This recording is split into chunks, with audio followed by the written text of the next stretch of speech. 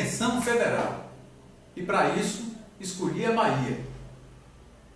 Muita gente pensa que intervenção federal já está definida lá na Constituição, que estipula há muito tempo os critérios de que pode haver intervenção federal. Ora, no entanto, toda vez que há uma intervenção federal, o problema é político. E eu vou mostrar para vocês hoje.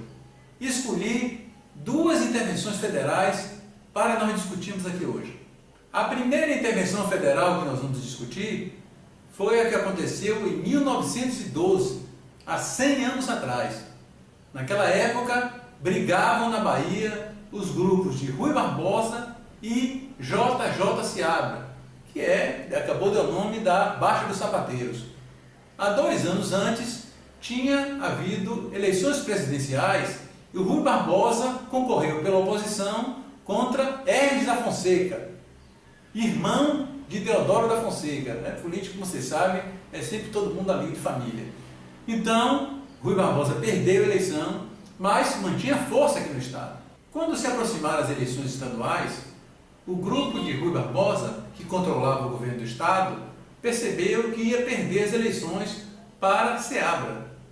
Então, imaginou um esquema maquiavélico, articulou a renúncia do governador e do vice-governador para que a Assembleia Legislativa, que estava em recesso, não pudesse encaminhar o processo eleitoral.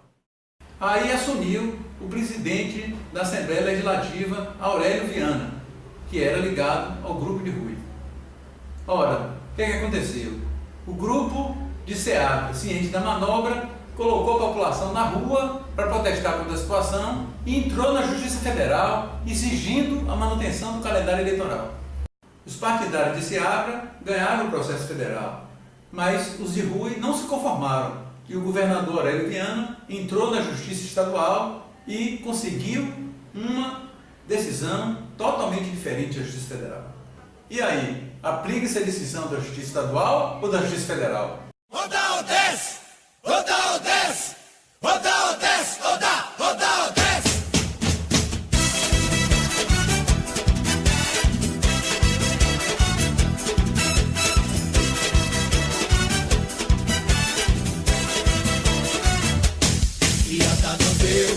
Piada não deu, pensou que me enganou. Piada não deu, agora vai dar com tudo.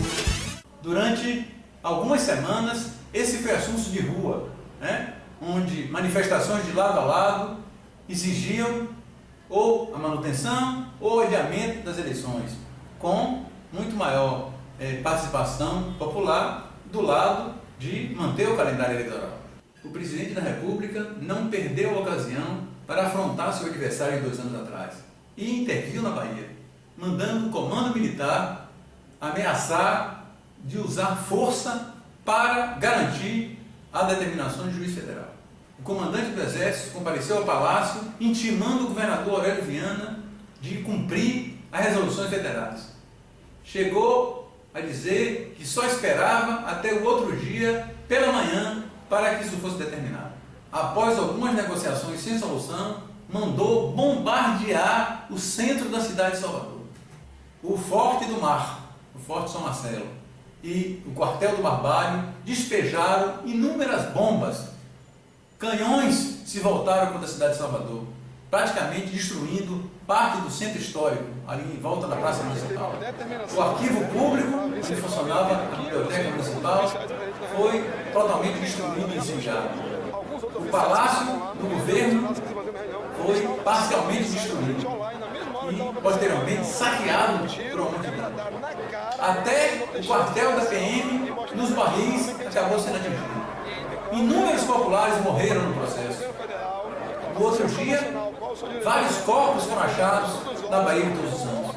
O Exército e a Marinha ocuparam vários prédios públicos e a PM e o Exército entraram em conflito na Praça Municipal e na frente do Colégio Central. No outro dia, reuniu-se o comandante do Exército e o governador Aurélio Viana, e houve um acordo com a renúncia do governador Aurélio Viana e o assumimento do governo do presidente do Tribunal de Justiça. A população foi às ruas comemorar o acordo que parecia que tinha sido definido. Mas qual? Os outros dias foram dias de perseguição, dias de quebra do acordo, voltaram a haver processo na justiça e pelo menos durante um mês levou essas idas e vindas, até que se confirmou as eleições e Seabra ganhou de lavada o processo eleitoral. O impacto foi negativo para a Bahia em todo o Brasil. Ninguém foi punido e os dois grupos continuaram se degladiando.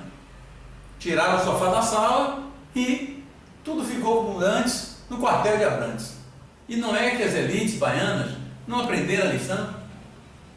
100 anos depois, em 2012, nós estamos vendo um processo extremamente semelhante àquele que naquela época desmoralizou as instituições da Bahia. Houve um filósofo que disse que a história só se repete como farsa.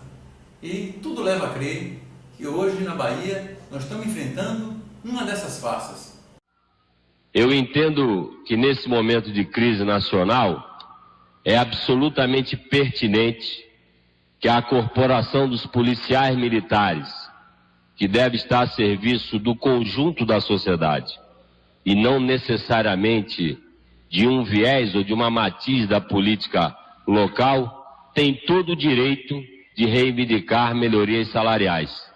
E vou fazer aqui desta tribuna o apelo que já fiz através de um telegrama enviado ao senhor coronel comandante da Polícia Militar Baiana, para que perceba a justeza daqueles que são comandados por sua pessoa, no sentido de que para o exercício da profissão necessitam melhores soldos. Acho um absurdo o que está ganhando um policial da Polícia Militar do Estado da Bahia, bem como os vencimentos dos oficiais. Acho um absurdo o que está ganhando um policial da Polícia Militar do Estado da Bahia, bem como os vencimentos dos oficiais. Inúmeros cortes houve em várias áreas. O orçamento da União para 2012 prevê, na área de segurança, por exemplo, 0,43%, enquanto 47,19% se volta para a dívida. Então não é surpresa que o setor de segurança, um dos mais afetados nesse processo, reagisse a essa situação.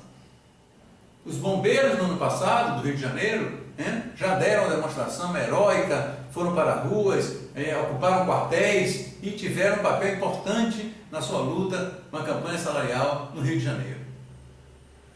Começou no final do ano passado a haver movimentos no norte do país e esses movimentos começaram na Bahia já desde novembro.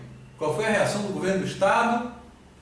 Ignorar os movimentos que se faziam na Polícia Militar. Só na semana passada, quando foi deflagrada a greve, é que o governo do Estado tomou medidas, mas mesmo assim completamente inadequadas para enfrentar a situação e hostis a toda a trajetória que se diz democrática de seus dirigentes.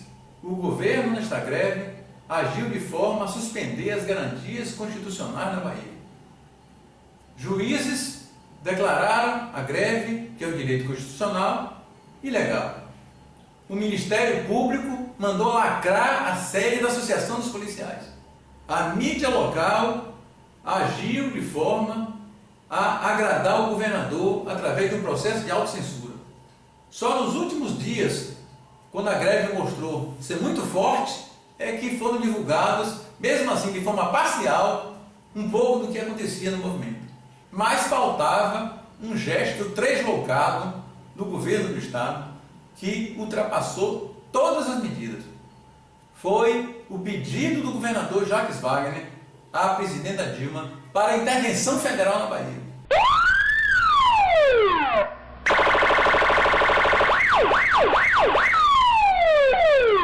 Nesse momento ficou claro que o Brasil não é república federativa, coisa nenhuma.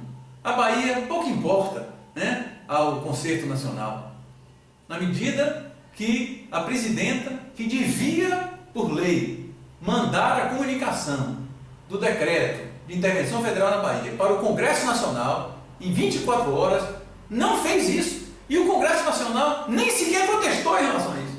O poder legislativo da Bahia mostra realmente que é uma coisa sem fim. Os deputados não protestaram ao processo de intervenção federal na sua própria casa. Helicópteros fizeram voo rasante por cima da Assembleia Legislativa. Até a luz foi apagada da Assembleia. Cortou-se a comida na Assembleia Legislativa. E esta foi cercada completamente pelo Exército, Polícia Federal, Marinha e Aeronáutica.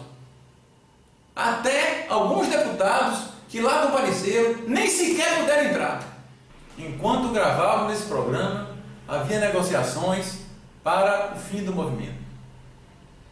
O governo permanecia intransigente em relação à anistia para os policiais e sua liderança do movimento. Espero que não haja perseguições e retaliações, a exemplo do que as elites locais promoveram em 1912. Mas o que está irremediavelmente perdida é a confiança da população que sofreu tanto ao longo dessa semana nos seus governantes.